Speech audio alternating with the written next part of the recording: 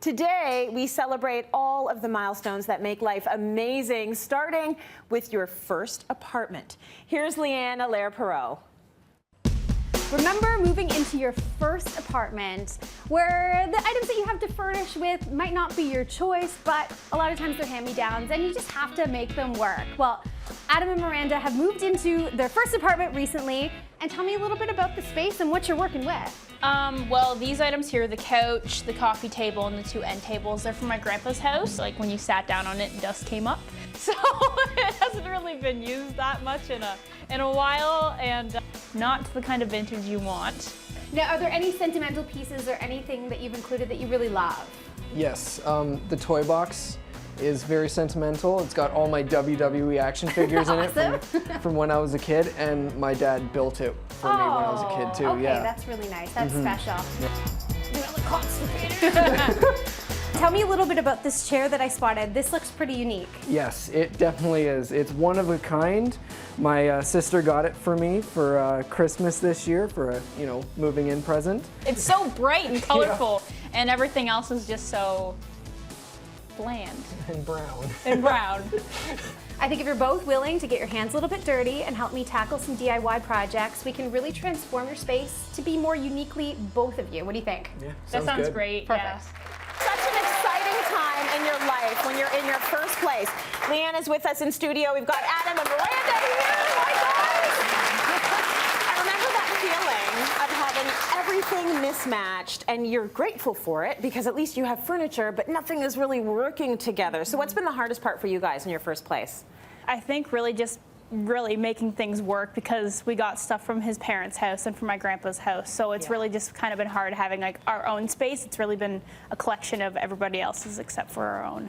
And that's where Leigh-Ann comes in. So you're gonna make it all work together. I am. Mostly with paint. A lot of it with paint because it's so affordable, and if you're willing to do a bit of DIY, and since the show's all about first, not only are they first-time apartment dwellers, they're first-time DIYers. Ah, nice. So I get to, for the first time, I think I'm not wearing the paint suit. I get them to do all the dirty work, and I'm gonna talk them through it, because really, technique is one thing. People often say to me, oh, I can't DIY, you're the expert, you do this all the time.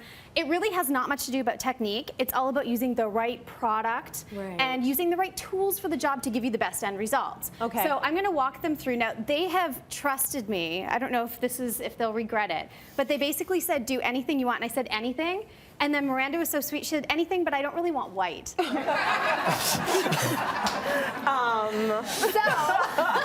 So but here's the thing, I have this vision, and I think when you're working with mismatched items, when in doubt, paint it white, because it automatically unifies it. Now, not all of the pieces are being made over in white, but their two end tables are. Okay. So it's just, I have a vision, just if you believe, we will achieve together. So I'm gonna get them started. Now, because the material here, I've already poured some paint for you, we're using chalked paint for this project. The reason why, and you guys can dig in. Do you want them to put their masks on? Do they need them? You know what, the masks are fine with this because it's a water base. Okay, they actually don't need them. That's fine. So because we're working with the chalk paint product, oftentimes you'll hear me talk about the importance of preparation, how important prep. Here's the thing. When you're working with chalk paint, you can paint direct to the surface without priming. Oh, that's good to know. We're using a combination of a foam roller and a brush. You just want to make sure exactly what they're doing here. Brush around the edge and then roll out, smooth out the finish on the front. And you don't have to be timid. Just go for it. Roll right over so that you don't get. Go for it. There you go. Because here's the thing. Well, so here's the thing. It's paint. And you can just paint over it if you make a boo-boo. So you don't need to be timid. Now, you just asked the perfect question. What about sanding? So because this is actually not solid wood, this is laminate, and actually this facing piece is plastic that has been applied on here. So then you go, well, how do you sand the laminate wood? Well, let me intro my magic formula here. This product's called Gloss Off, and this is a liquid sandpaper. It micro eats into the surface, and basically all you want to do is pour some out on the cloth. It's also a cleaner, and here's the thing. You just work up a little bit of a lather, get it on all the surface. You can see it's bubbling a little bit. Once you cover the entire surface, you walk away and let it dry for 10 minutes. And you're ready to paint. It makes it gritty? You don't even have to rinse it off. Oh, nice. It micro etches the surface. Oh, very good. This, now you can just start going, skip the primer phase because we're using the chalk paint, go direct to paint, and then we'll walk over here and talk about the next step you do after the chalk paint. Now they're doing their rolling chalk paint. You can also do it in spray. Okay. And the key with any project is you need the seat belt at the end of it, which is the safety net of a clear coat. You want to protect it. So always make sure, no matter what you're doing, if you skip the step, a lot of people say, oh, it's already painted, the color looks great, I'll live with it like that. If you don't clear coat it properly, it's not going to stand the test of time. You're going to put glasses on that. Exactly. Water's going to spill on it. You want to make sure it's safety, sealed. seat belt, seal it up. Yes, exactly. I agree. So the gloss off is great for painted projects. When we're talking wood, a lot of people always ask me, does it work to strip wood? No, it's not that magical. Yes. You actually do have to, when you're working with wood and stain, get right down to the bare surface. So you want to sand. Now I always like to start with a high grit sandpaper, so like a 60. Now a little bit of trivia. Yeah. The numbers with sandpaper. A lot of people don't really understand what it means, but they can feel the difference. 60 versus 120. 60 is more coarse because there's 60 bumps per square inch versus 120 is finer because there's more. So you start with a coarse. What you want to do is really clear off any of that shiny surface if it's previously been varathaned. Work your way up to a nice soft finish. So this bare wood's ready to go. Now when we're working with stain, I love a product called Triple Thick, called Ultimate Wood Stain, which is triple the amounts of coats to one coat. So a lot of times with stain, you have to add 3 or 4 coats to build the richness of color.